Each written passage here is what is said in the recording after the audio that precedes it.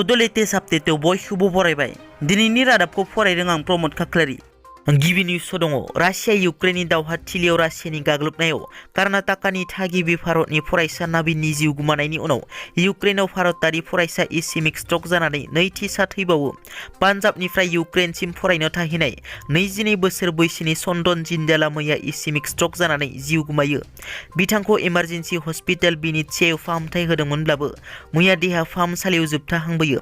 बिथाङा इउक्रेनाव MBBS फरायगासिनो दंमोन होनना मिथिनो मोननाय जादों।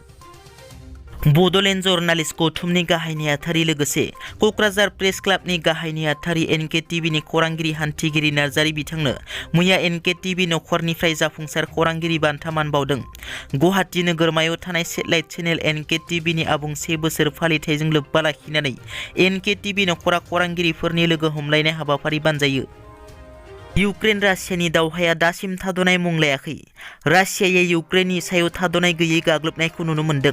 रासियानि गाग्लोबनायाव गोबां गेदेर गेदेर बिल्डिं न'-बां सम्पत्ति खहा जानायजों लोगोसे गोबां सुबुंफोरनि जिउ गोमाबाय।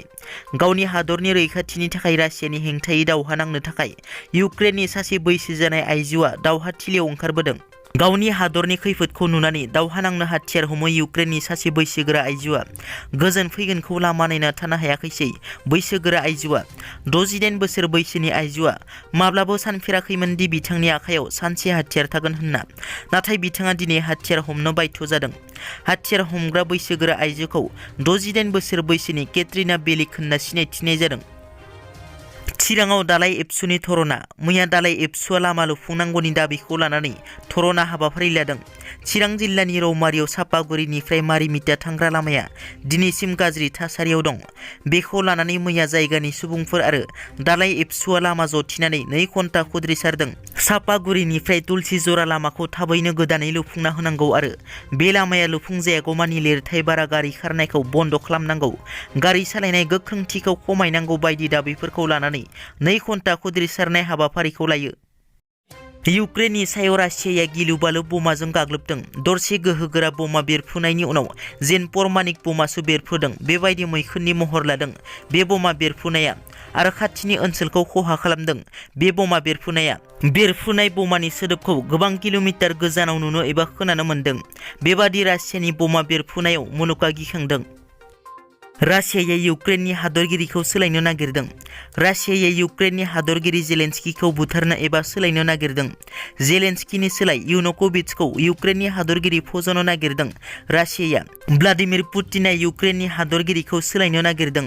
जेलेन्स्कीनि जायगायाव भिक्टर यानुक'विचखौ हादरगिरिनि मासियाव फज'नो नागिरदों। रासियाया जेलेन्स्की सरकारखौ बोखारनानै फुथुला सरकार खालामनो नागिरदों। रासियाया इउक्रेनाव मख'नो गोनांदि भिक्टर यानुक'विचआ इउक्रेननि बारग' हादरगिरि। बिथाङा थांनाय माखासे बोसोर सिगां इउक्रेन नागारनानै बेलारुसआव खारना थाहैयो आरो दायो बिथांखौ बेलारुसनिफ्राय लाबोफिननो थाखाय रासियाया नांथाबगासिनो होनना मिथिनो मोननाय जादों।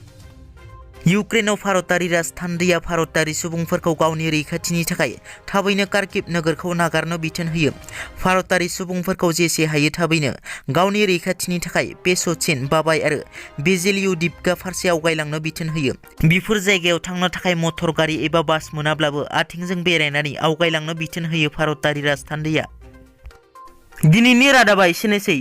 नोंथांमोना जुदि आंनि चेनेलखौ दासिमबो साबस्क्राइब खालामाखै, अन्नानै साबस्क्राइब खालाम। गोजोन्थों।